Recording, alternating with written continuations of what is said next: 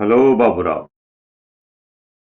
आज हम बात करते हैं प्रश्नावली 1.3 की। इसमें एक सवाल ये आपके कई बार परीक्षा में भी पूछा गया है कि सिद्ध कीजिए इसको √5 या वर्गमूल 5 और वर्गमूल 5 एक अप्रिमेय संख्या है ना। ये वर्गमूल में जो है ये अप्रिमेय संख्या है। इससे पहले हम थोड़ा सा आपको बताऊं अप्रिमेय के बारे में बात कर लेते हैं। ये सवाल करें हम। देखिए, अपरिमेय संख्याएं की हमने पिछली उसमें बात की थी वीडियो में। अपरिमेय संख्या किसको बोलते हैं? अपरिमेय संख्या या इरेशनल नंबर। इसको इंग्लिश में क्या बोल देते हैं? Irrational number. इरेशनल नंबर मैंने पिछली वीडियो में बताया था, इस तरह लिख लेते हैं दशमलव के रूप में। कुछ भी, जैसे 501, फिर 201, फिर 301, फिर 401, और फिर चलता जाएगा ऐसे 501 एंड सो ऑन, है ना। लेकिन इसके अलावा ये दशमलव रूप है। दशमलव रूप के अलावा जो भी वर्गमूल के निशान में होंगी, वर्गमूल में होंगी, जैसे 2 है, वर्गमूल 2, वर्गमूल 3, वर्गमूल 4 नहीं होगी, क्योंकि 4 तो बाहर निकल जाएगा ना। ये तो क्या हो जाएगा, हाँ? पर इस 4 को हम क्या लिख लेंगे? 4 को लिख लेंगे 2 × 2, और ये तो बाहर आ जाएगा, तो इस 4 को छोड़ देंगे। हाँ, 4 नहीं होगा। वर्गमूल 5, वर्गमूल 6, वर्गमूल 7, वर्गमूल 8, और फिर वर्गमूल 9 भी नहीं होगा, वर्गमूल 10। ये सारी की सारी क्या है? अपरिमेय संख्याएं हैं। बताइए समझ में, ये सारी क्या है? अपरिमेय संख्याएं हैं। ये सारी अपरिमेय संख्या होती हैं। ये जो पूर्ण वर्ग हैं, जैसे पूर्ण वर्ग कौन सी है? 4 लिख लेते हैं, 9 लिख देंगे, 16 लिख देंगे, 25 लिख देंगे, 36 लिख देंगे, ये बाहर आ जाएंगे। ये 2 बन जाएगा, 3 बन जाएगा, 4, 5 और ये 6। ये हमारी परिमेय संख्याएं हैं, ये अपरिमेय संख्याएं नहीं है। इनको छोड़ देते हैं ना। ये सारी की सारी क्या है? परिमेय संख्याएं हैं, ये अपरिमेय संख्या नहीं है, इसको हटा देते हैं। परिमेय अलग, अपरिमेय अलग। तो जो वर्गमूल वाली हैं वो सारी की सारी क्या होती हैं? वो सारी की सारी, अगर कोई मुझे कह दे 21 तो अपरिमेय संख्या है, कोई मुझे कह दे 11 तो अपरिमेय संख्या है, कोई मुझे कह दे 13 तो अपरिमेय संख्याएं हैं। इसके अलावा जो आपकी पाई होती है ना, पाई पाई भी एक अपरिमेय संख्या है। तो अपरिमेय संख्याएं आप किस तरह दे सकते हैं? दशमलव के रूप में ऐसे दर्शा सकते हैं। ये जीरो बढ़ाते चले जाओ, जीरो बीच में मैंने एक एक लिखा है यहाँ पे, इसे एक की जगह आप कुछ भी लिख सकते हो, 5, 3, 2, 1। फिर एक अपरिमेय संख्या दूसरी होती है इस तरह वर्गमूल के निशान में, और एक पाई। ये है हमारी अपरिमेय संख्या। हमारा सवाल ये था, सिद्ध कीजिए कि भाई वर्गमूल 5 या √5, वर्गमूल 5 एक अपरिमेय संख्या है, इरेशनल नंबर है, ये दिखाना है हमें। लेकिन इससे पहले हमें एक प्रमेय है, ये प्रमेय समझनी पड़ेगी। ये प्रमेय क्या कहती है? इसका प्रमेय का नाम है प्रमेय 1.3। इतना याद रखना पड़ेगा आपको। और एक बात और बताऊं, ये जो सवाल है ना, एक तरह से आपको रटना सा ही पड़ेगा, मतलब समझ लेते होंगे, लेकिन लिखना लिखना लिखना है, कैलकुलेशंस तो इसमें है ही नहीं। तो इस तरीके से इसकी आप ना प्रैक्टिस कर लेंगे। अब जैसे आप समझ लिया, तो इसको 2 बार करेंगे तो याद हो जाएगा कैसे लिखते हैं हम। तो जब इस सवाल का हल करेंगे हम इस तरह के का, तो आपको इसके बीच में एक बार इसकी जरूरत पड़ती है प्रमेय की। तो ये प्रमेय कहती क्या? बिल्कुल आसान सी बात है। प्रमेय 1.3 में ये कहती है, मान लो 5 25 के वर्ग को भाग करती है। 5 जो संख्या है इसको भाग करती है, तो पक्का पक्का बगैर सोचे समझे हम कह देंगे 5 इसको ही भाग करेगी, 25 को ही भाग करेगी। बात है समझ में? जैसे मैं दूसरी तरह दूसरा बताऊं उदाहरण, जैसे 3 है, 3 को ही कह दे भाई 81, 81 मतलब 9 के वर्ग को भाग करती है। 3 9 के वर्ग को भाग करेगी पूरा पूरा, तो 3 9 को भी पूरा पूरा भाग करेगी, है ना। ये भाग को विभाजित बोल देते हैं। हम कह देंगे 5 25 के वर्ग को विभाजित करेगा, तो पक्का पक्का क्या होगा? 5 25 को विभाजित करेगा। 3 9 के वर्ग को विभाजित करता है, तो 3 पक्का पक्का 9 को विभाजित करेगा। ऐसे यहाँ पे इसने अब इसकी जगह लिख दिया, अगर P a स्क्वेयर को विभाजित करता है, तो P पक्का a को भी विभाजित करेगा, है ना। यही है, देखो पढ़े। मान लीजिए पी ए का भाज्य संख्या है, पी ए स्क्वायर को विभाजित करती है, पी अगर ए स्क्वायर को विभाजित करती है तो पी ए को भी विभाजित करेगी, पी ए को भी विभाजित करेगी। बस ये छोटी सी ध्यान रखने पर में नाम है 1.3। इसकी जरूरत पड़ेगी, जब जरूरत पड़ेगी तो हम बात कर लेंगे इसकी। अब इसकी तरफ चलते हैं हम। इसमें आपको मानना पड़ेगा, ये बोला सिद्ध कीजिए कि अप्रिमेय संख्या है, तो हम इसमें बिल्कुल उल्टा अपोजिट मान लेंगे कि भाई ये तो प्रीमेय संख्या है। तो हम क्या मान लेंगे, मान लीजिए या कल्पना कीजिए, क्या लिख देंगे हम इसमें, हम मान लेते हैं कि यह एक प्रीमेय संख्या है। हम क्या मान लेंगे इसको, माना कि यह एक प्रीमेय संख्या है। ये अप्रीमेय उल्टा मान लेंगे, विपरीत बिल्कुल इसके। माना वर्गमूल 5 एक प्रीमेय संख्या है। मैंने बताया इसमें लिखने का होता है, ठीक है। अब ये प्रीमेय संख्या है, प्रीमेय को हम कैसे लिख देते हैं, पी बाई क्यू के फॉर्म में लिख देते हैं। तो इसलिए क्या हो जाएगा, वर्गमूल 5 या √5 बोल देते हैं इसको इंग्लिश में, ए बटा बी लिख देंगे। और यहाँ पे ना ये लाइन बहुत जरूरी लिखें हम, जहां ए व बी सहभाज्य संख्याएं हैं। ये दोनों ए और बी क्या हैं, ये दोनों सहभाज्य हैं। ये लाइन बहुत जरूरी है। ए और बी सह अभाज्य हैं, सह अभाज्य संख्याएं हैं, सह अभाज्य संख्याएं हैं। देखिए इसको मैं हाईलाइट कर देता हूं अलग को। अब भाई ए और बी सह अभाज्य संख्याएं हैं, ये मान लिया हमने, है ना। इसको ब्रैकेट को हटा देते हैं। अब भाई ये हमने लिख दिया इनके बारे में, किसके बारे में, ए और बी के बारे में, ब्रैकेट को लगा दिया, मैंने लिख दिया। अभी तक क्या लिखा मैंने, आपके जो वर्गमूल 5 है उसको हमने प्रीमेय संख्या मान लिया ए बटे बी के रूप में। प्रीमेय संख्या है, प्रीमेय संख्या को आप ए बटे बी या पी बाई क्यू की फॉर्म में लिख देते थे, है ना। तो हमने लिख दिया ए और बी सहअभाज्य संख्या है, मतलब इनमें एक के अलावा कोई भी कॉमन गुणनखंड नहीं है, कोई भी उभयनिष्ठ गुणनखंड नहीं है। जैसे 3/5 है, 3 का उभयनिष्ठ गुणनखंड क्या है, सिर्फ 1 है। 5/7 है, तो इनका उभयनिष्ठ गुणनखंड क्या है, 1 है। तो इसी तरीके से हम यहाँ पे ये मान चुके हैं, ये बात यहाँ पे आपने ये बात मान ली, ए और बी सहअभाज्य संख्याएं हैं। सहअभाज्य को प्राइम नंबर्स हैं, इसको इंग्लिश में क्या बोल देते हैं, को प्राइम नंबर्स। को प्राइम मतलब के सहअभाज्य संख्या, इनमें एक के अलावा इनका कोई भी गुणनखंड नहीं है। नोट करने वाली बात है ये। आगे चलते हैं, आप ध्यान दो। अब आप क्या करोगे भाई, इस b को इस तरफ लेके जाओगे, तो ये b है, इस b को √5 मतलब वर्गमूल 5 के पास लेके जाओगे। वर्गमूल 5 b बराबर है a। अब दोनों तरफ इनका वर्ग कर देंगे, दोनों तरफ क्या कर देंगे, वर्ग। दोनों को वर्ग करने पर तो ये 5 हो जाएगा, है ना।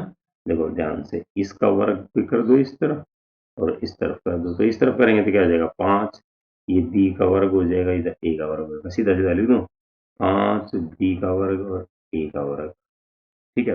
अब नई नई बात आ गई, अब नई बात सुनो ध्यान से, मैं आपको एक चीज दिखाऊं। मैं कह रहा हूँ भाई आपको, 2 गुना 50 बराबर है 100, कुछ गलत तो नहीं बोला, है ना। तो अब मैं यहाँ पे ये बात बोल दूं अगर, कि भाई इस 100 को 2 भाग करता है, इस 100 को 2 भाग करेगा पूरा पूरा, मतलब अगर मैं 100/2 लिख दूं और इधर 50, कोई गलत थोड़ी कर दिया, इस 2 को मैं नीचे ले गया इधर, है ना। अब ये 2 गुना 50, 2 गुना 50 बराबर है 100। तो आप ये कह सकते हैं, अब ये जो 2 है ना, 100 को विभाजित करेगा, 200 को विभाजित करेगा, है ना। तो यहाँ पे भी हम ऐसे लिख सकते हैं, 5 5 क्या करेगा, ये वाला 5 ए स्क्वेयर को विभाजित करेगा। देखो यहाँ पे 2, जैसे लिखा ना 2 गुना 50 इधर 100, तो 200 को विभाजित करता है, तो उसी तरीके से कुछ कुछ ये भी ऐसे ही है, जो 5 है 5 किसको विभाजित करेगा, ए स्क्वायर को विभाजित करेगा। लिख दो 5 ए वर्ग को विभाजित करता है, विभाजित मतलब भाग करेगा। अभी जो प्रमेय की बात करी थी हमने, है ना, प्रमेय 1.3, अभी जो पीछे ऊपर बात की थी, ये जो प्रमेय क्या कहती है, अगर भाई ए स्क्वायर को भाग करेगा, पी ए स्क्वायर को भाग करता है तो पी ए को ही भाग करेगा, तो बिल्कुल वही लिख दिया हमने, 5 ए स्क्वायर को विभाजित करता है, तो क्या लिख दोगे आप, प्रमेय 1.3 के अनुसार 5 ए को भी विभाजित करता है, मतलब 5 ए को भी भाग करेगा, 5 ए को भी विभाजित करता है या भाग करता है, मोटे रूप में लिखे तो भाग करता है। अब नई चीज आ गई भाई, अब देखिए हमें ये पता है 100, चलो दूसरा नंबर ले 10 है, 10 2 से भाग हो जाता है, 10 2 से भाग होता है, तो आप चाहो तो 10 को ऐसे लिख सकते हो 2 गुना 5, है ना, हमें ये पता लगा भाई 10 तो 2 से भाग होता है, तो 10 को ऐसे लिख दो 2 गुना 5, तो अब आपको यहाँ पे ये पता लग गया कि जो ए है, जो हमारा ए है, ये ए 5 से भाग होता है, ए 5 से भाग होता है, तो आप इसको क्या लिख दोगे, ए को लिख दोगे 5 और कुछ भी साथ में लिख दिया सी, जैसे मैंने यहाँ पे हमें पता था 10 2 से भाग होता है, तो 2 गुना 5 क्योंकि तो संख्या है, पूरा पूरा आ गया, तो ऐसे ही हमें पता है कि भाई जो ए नंबर है वो 5 से भाग होता है, तो ए जब 5 से भाग होता है तो ए को क्या लिख दोगे, 5 तो लिखोगे, साथ में कुछ भी, अब यहाँ पे क्या लिखूं मैं, सी लिख दिया ऐसे उठा के, तो हम ऐसे लिख सकते हैं, बात आई समझ में, दोबारा तो इसको, हाँ, यहाँ पे हम इसको लिख सकते हैं, सी कुछ भी है, सी कोई पूर्णांक है ना, ब्रैकेट में लिख दो, सी कोई पूर्णांक है, सी कोई भी पूर्णांक है, इंटीजर है सी, पता है समझ में। अब वापिस चलते हैं, अब आपको करना क्या है, इस ए का मान, ए का जो मान 5 सी है वापस यहां रख देंगे, इसमें जहां ए है ए की जगह रख देंगे वापस, देखिए 5 बी स्क्वायर बराबर है ए स्क्वायर का, ए स्क्वायर मतलब वर्ग, ए वर्ग की जगह क्या रख दूं मैं, उठा के ये रख देंगे 5 सी का वर्ग, ठीक है। अब इसको थोड़ा सोल्व कर लेते हैं, इसको हल करेंगे क्या बन जाएगा हमारा, 5 बी स्क्वायर वर्ग, और ये हो जाएगा 25 सी स्क्वायर या सी का वर्ग, है ना। अब ये 5 से 5 कट जाएगा, 5 से ये 25 से 5 कैंसिल हो जाएंगे आपस में ना, कट जाते हैं ना, तो यहाँ बचेगा आपके पास, यहाँ लिख लेता हूँ मैं इधर साइड में, बी का स्क्वायर या बी का वर्ग बराबर है 5 सी का वर्ग, है ना। अब जो वो पीछे हमने प्रमेय के अनुसार था, अब ये मैंने यहाँ पे कहा था भाई 5, ये देखो यहाँ पे बोला मैंने 5 ए स्क्वायर को विभाजित करता है ना, तो 5 ए को विभाजित करेगा, बिल्कुल फिर यहाँ पे वही बात आ गई, देखिए अब यहाँ पे आप बोलोगे 5 बी स्क्वायर को विभाजित करता है, क्या लिख दोगे आप यहाँ पे, 5 बी स्क्वायर को विभाजित करता है, अतः प्रमेय 1.3 के अनुसार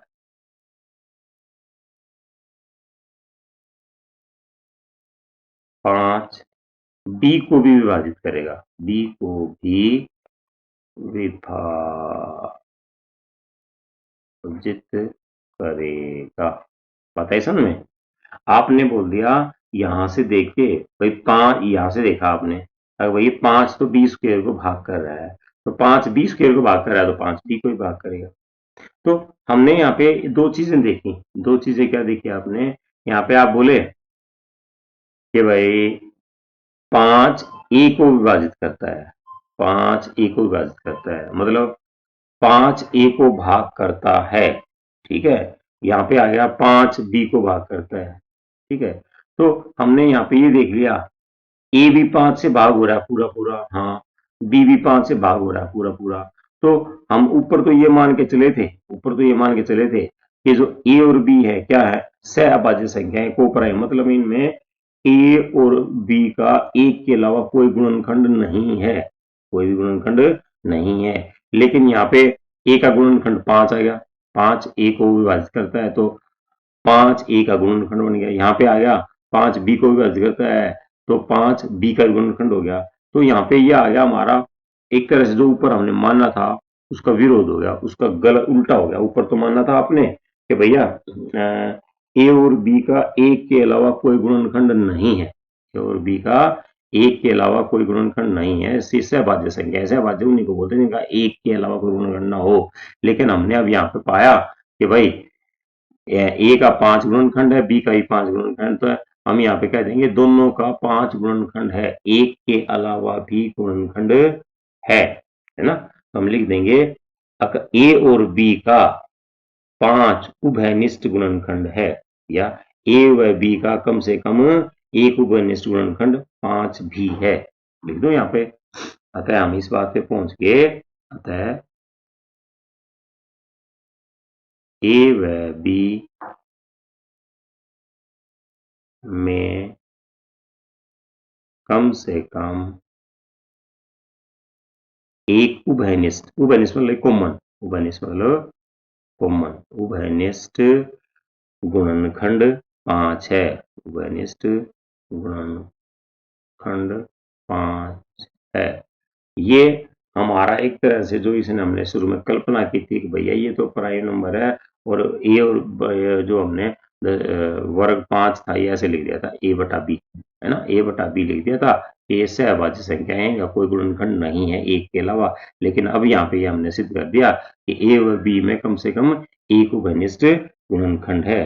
तो ये तो एक विरोधाभास हो गया, है ना। इससे हमें क्या प्राप्त हुआ, इससे हमें क्या लिख देंगे, अभी लिखने का ये सारा, इससे हमें विरोधाभास, विरोधाभास, ये विरोधाभास क्या भाई, पहले तो आपने बोला था ये होगा, फिर आप दूसरी बात बोले ऐसे तो नहीं होगा, तो जो पहले हमने माना था उसका उल्टा हो जाता, तो उसको विरोधाभास बोल देते हैं हम, है ना। तो इसमें आपको ये लाइन लिखनी पड़ेगी, याद रखनी पड़ेगी कि इससे हमें विरोधाभास प्राप्त होता है। विरोधाभास छोटा सा है ना, ऊपर बोले एक गुणनखंड है दोनों का, लेकिन हमें 5 ही मिल गया यहाँ पे। हमें यहाँ विरोधाभास प्राप्त होता है कि ए और बी का एक के अलावा कोई गुणनखंड नहीं है ना। इससे हमें विरोधाभास प्राप्त होता है कि ए बी का एक के अलावा कोई उभयनिष्ठ गुणनखंड नहीं है, नहीं है। ये विरोधाभास है हमारा ना। अरे यहाँ पे जबकि है, तो हम ये कह देंगे ये विरोधाभास हुआ क्यों, ये विरोधाभास हुआ हमारी गलत कल्पना के कारण। या हमने जो मान बात की थी, हमने ये कहा था ना, माना, जो मैंने ये शब्द लिखा था माना, सॉरी ये आपने लिखा था यहाँ पे माना, यहाँ पे लिख दिया था हमने माना, दिखाई दे रहा है ये वाला माना। तो इसको हम ये कह सकते हैं ये हमारी गलत गलत कल्पना थी। ये जो माना लिख रखा हमने, माना दशमलव वर्गमूल 5 एक प्री में है, तो ये माना का शब्द का मतलब आपने एक कल्पना की थी, आपने मान लिया था, तो ये मान गलत हो गया हमारा, हम ये लिख देंगे। अब इसलिए ये विरोधाभास क्यों हुआ, जो ये विरोधाभास है हमारा, ये विरोधाभास प्राप्त होता है, ये विरोधाभास प्राप्त क्यों हुआ, ये विरोधाभास जो हमने ऊपर गलत मान ले लिया था, या ये कह देंगे ये हमारी त्रुटिपूर्ण कल्पना के कारण हुआ, है ना। क्या लिख दोगे, यह विरोधाभास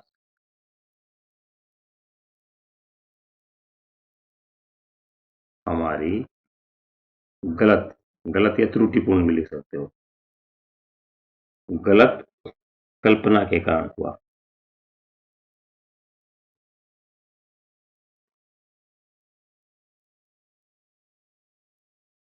हमने ऊपर गलत कर दिया था, गलत क्या कर दिया था भाई, हम बोले कि माना ये एक परिमेय संख्या, ये तो एक परिमेय संख्या नहीं है ना, हमारी गलत कल्पना के कारण हुआ। अतः वर्गमूल 5 एक अप्रिमेय संख्या है।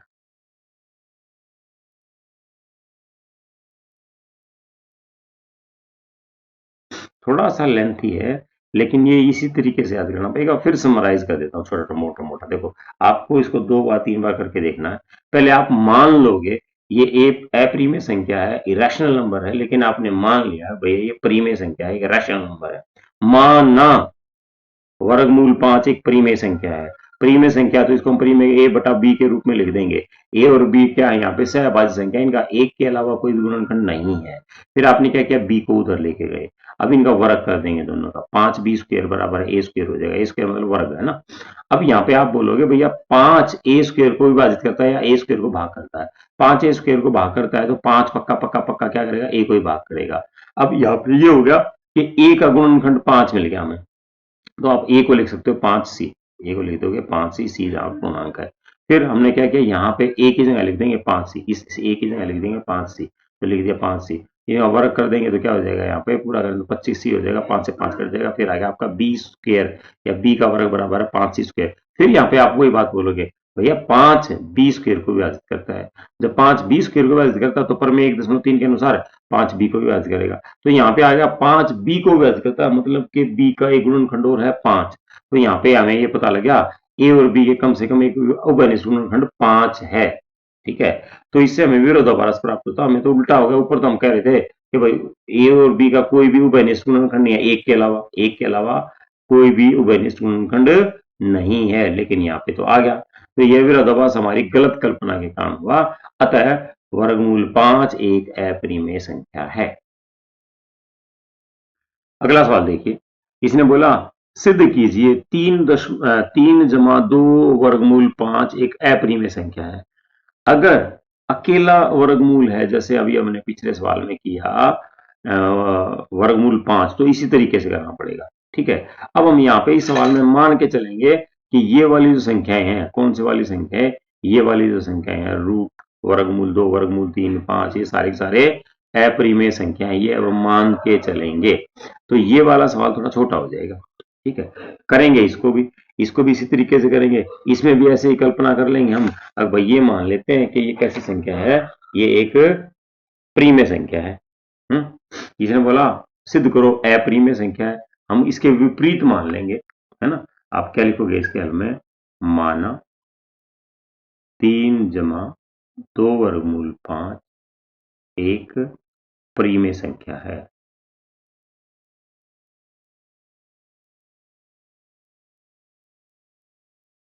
अब प्रीमेय संख्या है तो कैसे लिख दोगे, प्रीमेय संख्या को क्या लिख देते हैं हम, पी बटे क्यू के रूप में लिख देते हैं।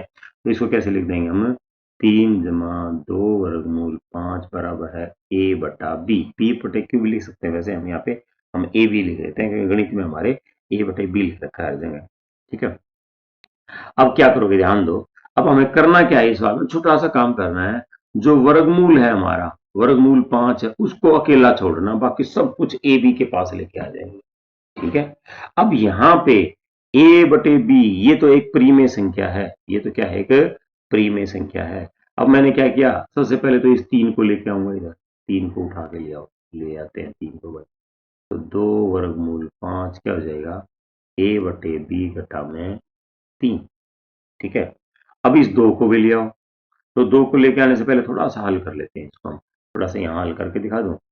ए बटे बी घटा 3, है ना, क्या हो जाएगा, इनका लघुत्तम हो जाएगा 3, एलसीएम 3 हो जाएगा, सॉरी बी हो जाएगा। तो ये क्या हो जाएगा, ए घटा 3 भी हो जाएगा, है ना। तो यहाँ पे लिख दो मैं इसको 2 वर्गमूल 5 बराबर क्या हो जाएगा, ए घटा 3 बी। अब 2 को भी लेके आएंगे, यहाँ पे 5 5 छोड़ देंगे, तो हो गया ए घटा 3 बी। अब 2 जो है ये 2 नीचे आ जाएगा ना, 2 कहाँ आएगा, ये 2 नीचे आ जाएगा इधर, है ना, 2 नीचे आ गया, तो ये आ गया। अब यहाँ पे देखो ध्यान से, एक बात छोटी सी, इसने बोला अगर भाई 5/7 एक प्रीमेय संख्या है, तो इस प्रीमेय संख्या में हम कुछ जोड़ दें घटा दें, है ना, कुछ भी कर दें तो वो भी प्रीमेय संख्या रहेगी। तो ये जो प्रीमेय संख्या थी, ये जो प्रीमेय संख्या थी a बटा b, इस प्रीमेय संख्या के साथ हमने जमा घटा गुणा भाग कुछ भी करेंगे दूसरी प्रीमेय संख्या के साथ, तो ये प्रीमेय संख्या ही रहेगी। तो ये सारी की सारी भी हमारी परिमेय संख्या है, ये सारी की सारी भी परिमेय संख्या है ना। तो अब क्या लिख देंगे, a घटा 3b बटे 2b भी एक परिमेय संख्या है, ये परिमेय संख्या है। लेकिन एक बात है, ये तो हमें पता है भाई, वर्गमूल 5 ये तो एक परिमेय संख्या है, ये तो गड़बड़ होगी। इस तरफ वाली को तो मैं कह रहा हूं ये परिमेय संख्या है, इधर वाली जो है ये तो परिमेय संख्या है, लेकिन हमें साफ साफ दिखता है वर्गमूल 5 एक अपरिमेय संख्या है, लेकिन ये दोनों बराबर हैं, तो बीच में बराबर का निशान लगा पड़ा है, बीच में बराबर का निशान है। ये वर्गमूल 5 बराबर है a घटा 3b बटे में 2b, तो ये तो दोनों क्या होगी, बराबर बराबर होगी, है ना। तो इससे तो ये हो गया कि भाई ये परिमेय संख्या, तो ये परिमेय संख्या है ना, ये भी परिमेय होगी, लेकिन ये तो अपरिमेय, तो फिर यहाँ पे विरोधाभास हो गया यहाँ पे, है ना।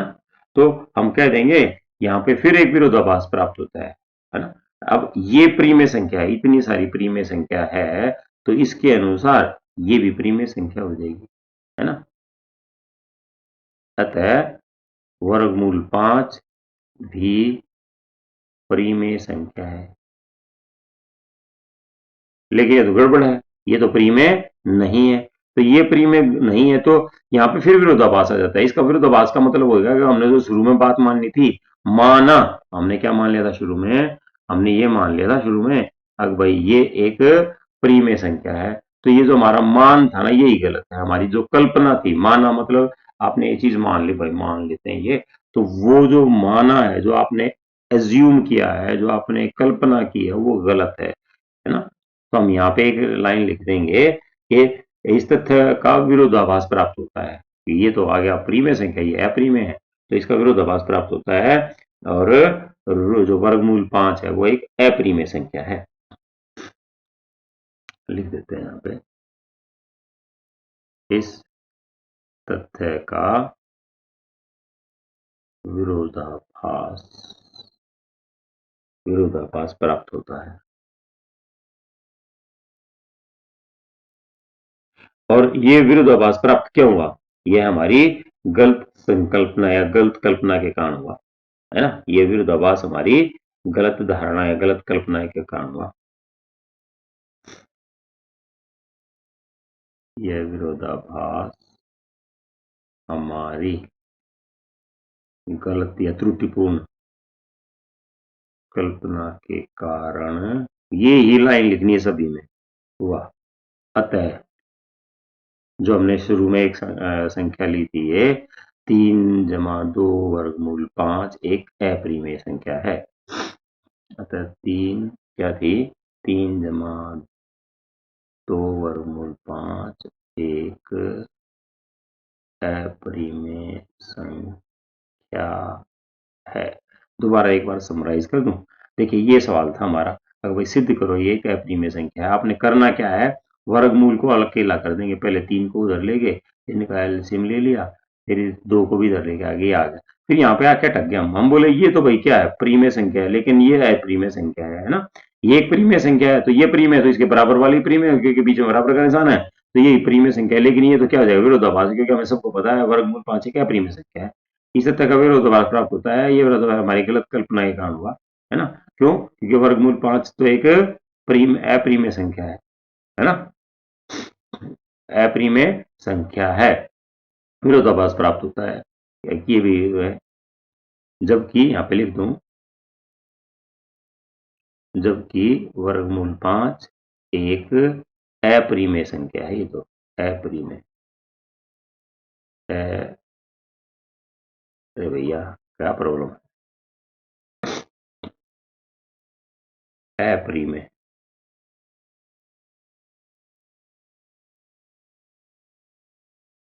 है ना। इस तरीके से कर देंगे। अगला सवाल देखते हैं हम। अगला सवाल हमारी बुक में है ये वाला, सिद्ध कीजिए कि निम्नलिखित संख्याएं अपरिमेय हैं। ये भी बिल्कुल इसी तरीके से हो जाएंगे। इसको क्या है, पहला सवाल देखिए, पहले सवाल हम क्या लिख लेंगे, माना 1/वर्गमूल 2 एक, हमें ये अपरिमेय संख्या दिखानी, तो बिल्कुल इसका उल्टा ले लेंगे हम, माना कि एक परिमेय संख्या है, अब प्रीमेय संख्या है तो क्या लिख देंगे, इसको किसके बराबर लिख देंगे, इसको लिख दोगे आप किसके बराबर, ए बटा बी के बराबर। हमने बात की थी कि भाई जो वर्गमूल 2 उसको अकेला करेंगे, बाकी सब कुछ एक तरफ। तो वर्गमूल 2 को कैसे कर दूं मैं, ध्यान दो। आप क्या करोगे, वर्गमूल 2 को तो ऊपर लेके जाओगे और इस ए को नीचे ले आओगे, बी को उधर ले जाओगे, है ना। इसको क्रॉस मल्टीप्लीकेशन बोल दें, क्रॉस में ले जाएंगे। देखो ध्यान से, बी ए और ये आ गया वर्गमूल 2, क्रॉस कर दिया हमने, है ना। ए नीचे आ गया, बी ऊपर चला गया, वर्गमूल 2 उधर चला गया, ठीक है। अब ज्यादा बड़ी बात नहीं है। अब जो ए बटा बी है हमारा, ए बटा बी है, ए बटा बी एक परिमेय संख्या है, तो बी बटा ए भी परिमेय संख्या होगा, बी बटा ए भी परिमेय संख्या बन जाएगा हमारा, ठीक है। अगर इसमें क्या होगा, अगर इसमें ए और बी जीरो ना हो तो ए और बी ना तो ए जीरो के बराबर और ना बी जीरो के बराबर, है ना। तो अगर ए बटा बी परिमेय संख्या है तो बी बटा ए भी परिमेय संख्या हो जाएगी, ठीक है। अब यहाँ पे हम छोटी सी लाइन लिख देंगे, बी बटा ए एक परिमेय संख्या है, तब या भाई ये अगर परिमेय संख्या है तो ये भी परिमेय संख्या हो जाएगी, है ना। बस यही गड़बड़ हो जाएगी हमारी, यही विरोधाभास हो जाएगा, भैया ये तो वह परिमेय संख्या है और ये विरोधाभास क्यों होता है, हमारी गलत कल्पना के कारण होता है, अतः ये हम लिख देंगे वापस के अपरिमेय संख्या है। तब क्या लिख दें, तब वर्गमूल 2 भी परिमेय संख्या है, जबकि अब लिख देते हैं हम बाद में, इससे तो ये होता है ना, ए बटे बी एक परिमेय संख्या है, तब वर्गमूल 2 भी परिमेय संख्या हो जाएगी, ये लिखा ना। हम कह देंगे जबकि वर्गमूल 2 एक अपरिमेय संख्या है, छोटा छोटा सा लिख देंगे आप फटाफट। अब आप लिख दोगे, अब भाई यह अपरिमेय संख्या है तो इस तथ्य का हमें विरोधाभास प्राप्त होता है ना। क्या लिख देंगे, जो पिछले सवालों में लिखा बिल्कुल वही लिख देंगे, क्या लिख देंगे, विरोधाभास प्राप्त होता है।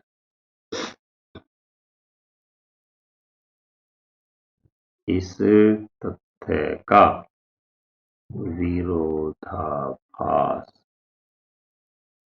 प्राप्त होता है। यह विरोधाभास, ये आप कई बार क्वेश्चन करेंगे, 2-3 तो रट जाएगा आपको, वही चीजें हैं सारी सारी। यह विरोधाभास हमारी गलत या त्रुटिपूर्ण संकल्पना या कल्पना के कारण है, के कारण है। अतः 1/√2 एक अपरिमेय संख्या है, अपरिमेय संख्या है। अब दूसरा सवाल करते हैं, 7/5, ये भी हमें दिखाना है अपरिमेय संख्या, बिल्कुल डिट्टो कॉपी है सारे के सारे, कुछ भी इनमें अलग नहीं है। माना 7/5 एक परिमेय संख्या है, इसने बोला अपरिमेय दिखाओ, तो हम मान के चलेंगे ये अपरिमेय संख्या है, और परिमेय संख्या है तो उसको आप क्या लिख लेते हैं, ए बटा बी। वर्गमूल 5 को यहीं रहने देंगे, ए बटा बी, 7 नीचे आ जाएगा, है ना। जो ये 7 है यहाँ से नीचे आ गया, ये 7 अच्छे से लिख दो मैं, 7। तो अब यहाँ पे जो ये संख्या है ये हमारी एक परिमेय संख्या है ना, क्योंकि ये ए और बी क्या थे, ए बी परिमेय संख्या है, ए बी अगर परिमेय संख्या है तो इनके साथ जमा घटा गुणा भाग कर लेते हैं तो वही परिमेय संख्या होगी, तो ये भी परिमेय संख्या है। तो ए बटे 7 बी एक परिमेय संख्या है। अतः इससे के अनुसार तो क्या हो गया, अगर ये परिमेय संख्या है तो फिर ये भी होनी चाहिए, अतः जबकि ये है नहीं, वर्गमूल 5 भी एक परिमेय संख्या है,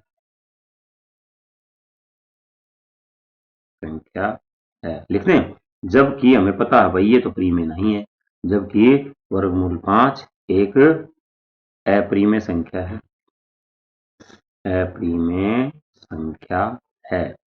फिर हम यहाँ पे लिख देंगे ये तथ्य विरोधाभास प्राप्त होता है। इस तथ्य से हमें विरोधाभास प्राप्त होता है, और जो विरोधाभास प्राप्त होता है वो हमारी गलत कल्पना के कारण होता है। इसलिए 7 वर्गमूल 5 एक अपरिमेय संख्या है।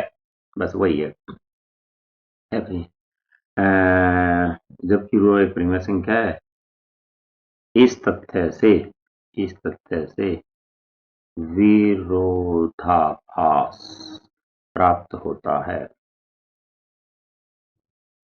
यह विरोधाभास हमारी गलत कल्पना के कारण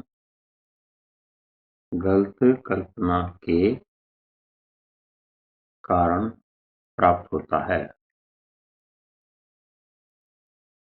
अतः हमने कल्पना क्या की थी? माना कि ये परिमेय संख्या, ये गलत कल्पना थी हमारी। तो हमारी गलत कल्पना के कारण होता तो हम क्या देंगे? अतः क्या था हमारा? ये 7 वर्गमूल 5 एक अपरिमेय संख्या है। अपरिमेय संख्या है। इसी तरीके से तीसरे वाला कर लेते हैं हम। तीसरा है हमारा 6 जमा वर्गमूल 2। 6 वर्गमूल 2 तीसरा सवाल। 6 वर्गमूल 2 ये था। इसमें भी हम क्या लिख दें? इसमें लिख देंगे, एक बार इसको हटा के लिख देंगे, माना। आपने शुरू में मान लिया इसको ना, इस आपको एज्यूम कर लिया, आपने कल्पना कर ली। माना 6 वर्गमूल 2 एक परिमेय संख्या है। जब कोई परिमेय संख्या होती है तो उसको हम क्या लिख देते हैं? a बटा b। अभी बताया। तो क्या करोगे आप? इस 2 को यहां छोड़ोगे, वर्गमूल 2 को, बाकी सब कुछ उस तरफ। तो इसको मैं उधर लेके जाता हूं, वर्गमूल 2 यहीं छोड़ देंगे। a बाई b घटा में 6, ये 6 इस तरफ लेके आ गए। तो अब छोटी सी बात ये है भैया, यहाँ पे ये जो है हमारा, ये एक परिमेय संख्या है ना? क्योंकि a बटा b परिमेय संख्या थी, इसमें से कुछ पूर्णांक घटाएंगे तो सारी परिमेय संख्या ही रहेगी। ठीक है, तो यहाँ पे मैं लिख दूं, एलसीएम भी लिख सकते हो, ऐसे भी लिख सकते हो। आप लिख दोगे a बटा b घटा 6 एक परिमेय संख्या है। रट जाएंगे, 2-3 सवाल करते हैं, रट जाता है सब कुछ, वही है एक। और इसमें से सवाल आता भी है एक, है ना भाई? सिद्ध करो कि रूट वर्गमूल 2 वर्गमूल 3 वर्गमूल 5 एक परिमेय संख्या, इस तरह का आता भी है। इनमें से एक आता है, 1 या 2 नंबर का। तो आसान सा है, रट लो। एक रट लो मतलब समझ के कर लो। एक परिमेय संख्या है, अतः ये परिमेय संख्या है इधर वाली, अगर ये परिमेय संख्या है तो ये भी परिमेय हो जाएगी। अतः वर्गमूल 2 भी एक परिमेय संख्या है। लेकिन हम लिख देते हैं यहाँ पे भैया एक्चुअल में तो नहीं है ना? जबकि वर्गमूल 2 एक अपरिमेय संख्या है ना? तो ये जो तथ्य आ गया हमारा, यहाँ तो परिमेय, वहां पे अपरिमेय, एक्चुअल में अपरिमेय। तो हम कह देंगे यह तथ्य विरोधाभास। यह तथ्य, इस तथ्य से क्या लिख देंगे? इस तथ्य से विरोधाभास प्राप्त होता है ना? यह विरोधाभास, वही लाइन है बिल्कुल। यह विरोधाभास हमारी गलत कल्पना के कारण है। गलत कल्पना के कारण है। ठीक है, अतः तो जो ये था हमारा 6 जमा वर्गमूल 2 एक अपरिमेय संख्या है।